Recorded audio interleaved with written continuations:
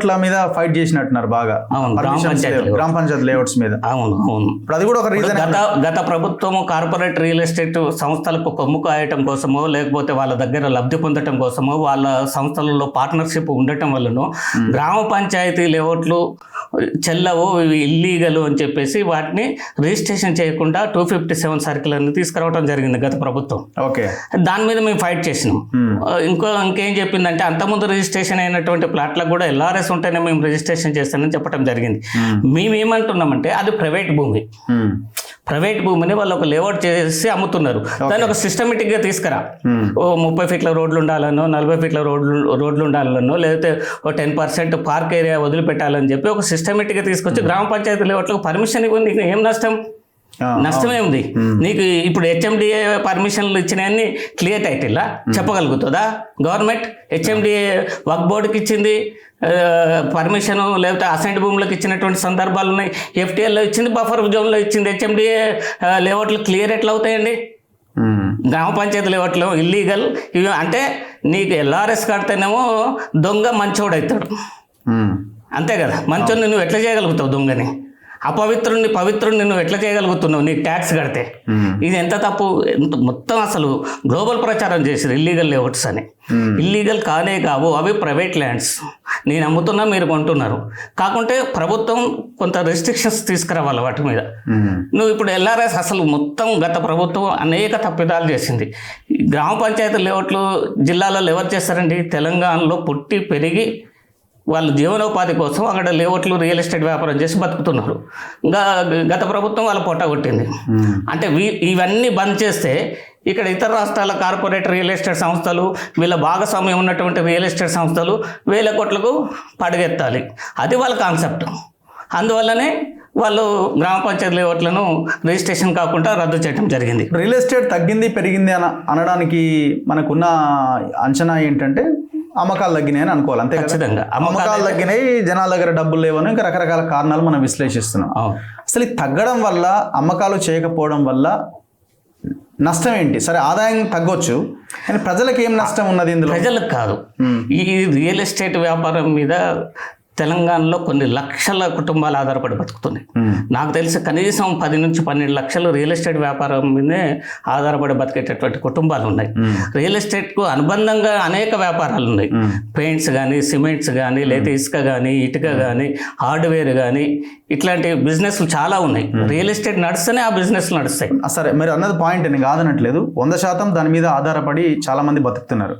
కానీ ఇప్పుడు సర్రమని ఒక రేంజ్కి వెళ్ళిపోయిన తర్వాత అసలు అవకాశమే లేని చోట, అంత పెరగాల్సిన అవసరమే లేని చోట ఎక్కడికో వెళ్ళి రేట్లు నిలబడి ప్రభుత్వం చేసిన తప్పిదం.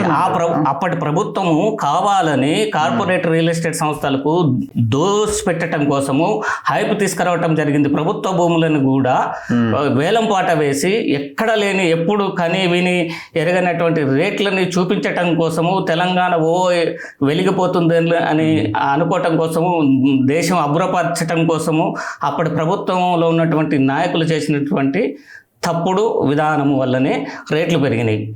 10 కోట్ల పోని భూమిని 100 కోట్లకు వేలం పాటేసి పాడే ఆగమాయ. అంటే జనరల్గా ఏం చేస్తారంటే ఈ రియల్ ఎస్టేట్ వ్యాపారులు, కార్పొరేట్ రియల్ ఎస్టేట్ వ్యాపారులు, ఇక్కడ ఒక ప్రభుత్వం ఒక ఎకరం వేలం పాట వేస్తుంది అనుకోండి, ఆ చుట్టూ ఉన్నటువంటి కొన్ని 100 ఎకరాలు ఉంటే కార్పొరేట్ రియల్ ఎస్టేట్ సంస్థలే, వీడే పాడతాడు దాన్ని 100 కోట్లకు. వీడే పాడతాడు. దాని పక్కన ఉన్నది వీడు, దాని పక్కన ఈయనదే కదా భూమి. ఆడ 100 కోట్లు పోయినప్పుడు ఈయన కనీసం 80-90 కోట్లు కూడా అమ్మాలి కదా, అంతే కదా. కనీసం ఆడ 10 కోట్లు కూడా ఉండదు. అట్లా వీళ్ళు హైప్ చేసి ప్రజల్ని దోచుకున్నారు. ప్రజల సొమ్మంతా కార్పొరేట్ రియల్ ఎస్టేట్ సంస్థల చేతుల్లోకి వెళ్ళిపోయింది, లేదా రాజకీయ నాయకుల చేతుల్లోకి పోయింది. మీరు గమనించారో లేదో, తెలంగాణ ఏర్పడ్డ తర్వాత రాజకీయ నాయకులు, కార్పొరేట్ రియల్ ఎస్టేట్ సంస్థలు తప్ప ఇంకేవి ఎవ్వరు బాగుపడలేదు. ప్రజలు బాగుపడలేదు. ప్రజల ఆస్తులు ఏం పెరగలేదు తెలంగాణలో. ఓన్లీ రాజకీయ నాయకుల ఆస్తులు పెరిగినాయి. కార్పొరేట్ రియల్ ఎస్టేట్ సంస్థలు లేదా ఇతర కార్పొరేట్ సంస్థల ఆస్తులు మాత్రమే తెలంగాణలో పెరగటం జరిగింది. ఇది వాస్తవం. సో ఎట్లా దీనికి అంటే ఎన్ని రోజుల్లో ఇది మారే అవకాశం ఉందండి? కొంత స్టార్ట్ అయిందని అంటున్నారు, వాస్తవమేనా? అంత పెద్దగా స్టార్ట్ అయింది ఏం లేదు వాస్తవంగా. మనకు సబ్ రిజిస్టార్ ఆఫీస్లోకి పోతే మనకు సబ్ రిజిస్టార్లో చెప్తా ఉంటారు, ఒక్కొక్క రియల్ ఎస్టేట్ ఆఫీస్లో ఒక్కొక్క సబ్ రిజిస్టార్ ఆఫీస్లో 100 నుంచి 150 రిజిస్ట్రేషన్స్ పర్ డే అయ్యేటి.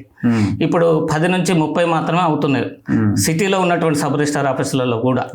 జిల్లాలలో కూడా అదే పరిస్థితి ఉన్నది. సబ్ రిజిస్టార్లు ఇబ్బంది పడుతున్నారు. సబ్ రిజిస్టార్లకు ఏంటంటే అక్కడ చాలా మంది అందులో ఎంప్లాయీస్, ప్రైవేట్ ఎంప్లాయీస్ ఉంటారు, కాంట్రాక్ట్ బేసిస్ మీద వాళ్ళకి జీతాలు ఏం ప్రభుత్వం ఇవ్వటం లేదు. అక్కడే వాళ్ళు అక్కడ వచ్చినటువంటి ఆదాయంలో కొంత వాళ్ళు షేర్ చేస్తూ ఉంటారు అక్కడ ఎంప్లాయీస్కు. అంటే ప్రైవేట్ వ్యక్తులే ఎక్కువ ఉన్నారు సబ్ రిజిస్టార్ ఆఫీసులలో. చాలా సబ్ రిజిస్టార్ ఆఫీసులకు సొంత భవనాలు కూడా లేనటువంటి పరిస్థితి తెలంగాణలో ఉన్నది. సో ఎన్ని రోజుల్లో ఇది కొంత మూమెంట్ ముందుకు పడే అవకాశం? ఎన్ని రోజులు అనేది దీనికి మనం ఒక డేట్ చెప్పలేము. ఎందుకంటే ప్రభుత్వం తీసుకునేటటువంటి నిర్ణయాల మీదనే రియల్ ఎస్టేట్ నిర్ణయాలు తీసుకుంటే అందరికి ఉపయోగకరంగా ఉంటుందని మీరు అనుకుంటున్నారు? ఉపాధి కల్పన. ఇప్పుడు ఏ ప్రాంతాల్లో రియల్ ఎస్టేట్ని లేదా భూముల ధరలు పెంచాలనుకుంటుందో ప్రభుత్వం ఆయా ప్రాంతాల్లో పరిశ్రమలను తీసుకొని రావాలి, అక్కడ ఉద్యోగ కల్పన చేయాలి.